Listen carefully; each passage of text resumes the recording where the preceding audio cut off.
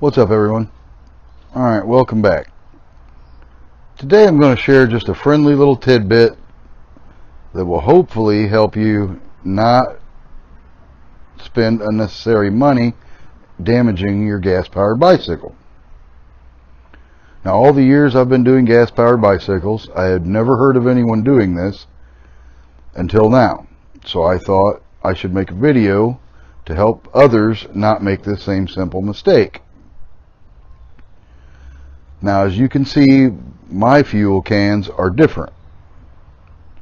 One of them is from our 2-cycle fuel. One of them is for our lawnmower and anything else around the shop that takes regular gas. Now, if you have matching identical cans, that could be a problem if you don't mark the can, one gas and the other one 2-cycle.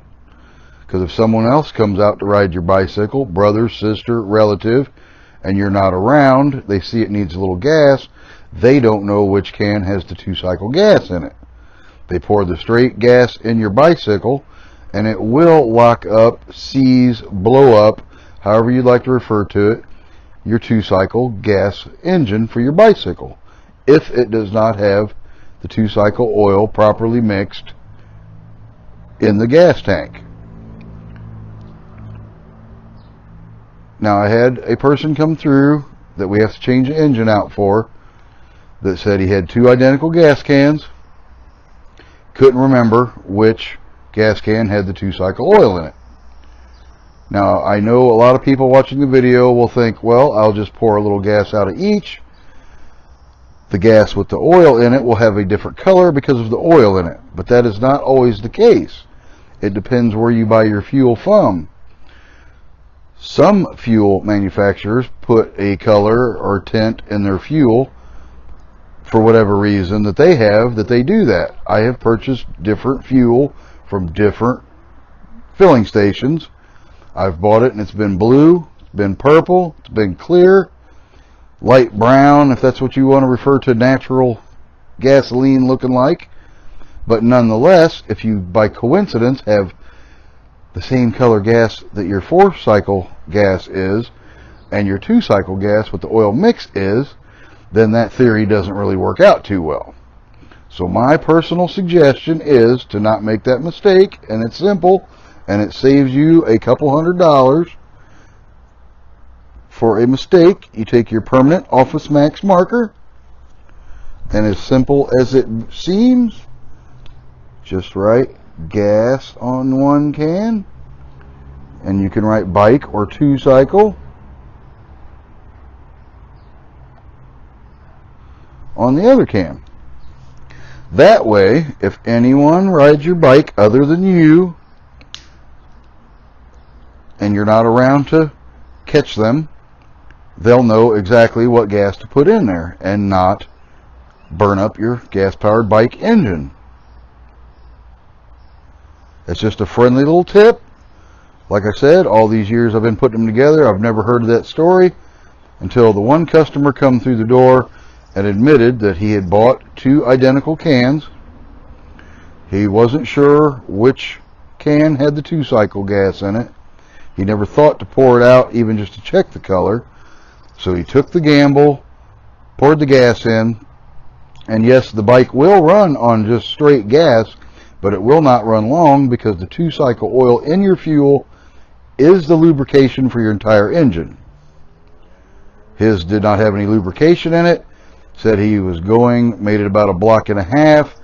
The bicycle started to lose power, act like somebody had a parachute behind him. That is because the piston and cylinder were getting warm and starting to gall themselves, if not weld itself into the cylinder, and the bike stops right where it's at, and pretty much game over on that engine. Not to be technical, sometimes you can rebuild the top half, but I'm just giving you a common sense, just synopsis of what happens to your bike when you don't have the proper fuel oil mix, or you put straight gas in your 2-cycle product. So I will show you what your cylinder and piston look like when you do not have the adequate lubrication in your fuel. So this is the engine in question that I'm speaking of, that ran the straight gas, no 2-cycle mix in it. We are going to pull it apart, the top half, and see what damage was done. Now that I have the cylinder removed, the head removed, and I got the piston out of there, which took a little doing because it was stuck in there pretty good, we can see the damage. See if I can't get a little sunlight. See the scarring in the cylinder. It is in the front side and the back side due to lack of lubrication. So after it started scoring itself, it wasn't long before she quit running and locked itself up. You can see the wear marks on the piston pretty good.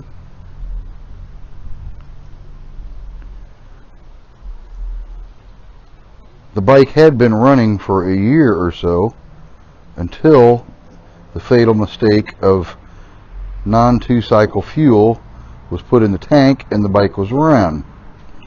That's why there's black oil carbon deposits on the piston, because the bike did run perfectly until the improper fuel was put in it. The head is still in good shape because there was no mechanical failure. So there was no broken pieces going up and down inside the cylinder, beating the parts to death, if you will. So anyway, I just don't want anyone else, over a little tiny mistake like the wrong gas can used, to cost you a few $100s for your gas-powered bike engine. So hopefully this helps someone out not make the same tidbit futile mistake and damage your gas-powered bike engine. Now, in a lot of instances, you can just replace the cylinder and the piston. Get your gasket kit, change your cylinder and piston out. When it has a mechanical failure or just plain simple wore out, I would suggest trying that. But before you do, check your lower half of your engine, because if the top half was not being lubricated properly, the crankshaft bearings and the piston rod bearings, if you have a more expensive gas-powered bike engine, may be damaged due to lack of lubrication also. And I would hate to see anyone spend the money on the new upper cylinder kit, put it together and find out you have a rattle in the bottom half because that part didn't get properly lubricated, and you kind of just wasted money on the top half, because then you either have to fix the bottom half or just replace the whole engine. So that is a friendly little tidbit. I would check the bottom bearings and rod bearing for smoothness to the best of your ability. The 100% correct way to do it is to remove the engine from the bike, split the motor in half, and check the bearings visually and physically to make sure they're smooth, not blued, no shavings went through them and gouged them, and because they won't last long if they're not smooth and factory how they were supposed to be, which is smooth and lubricated.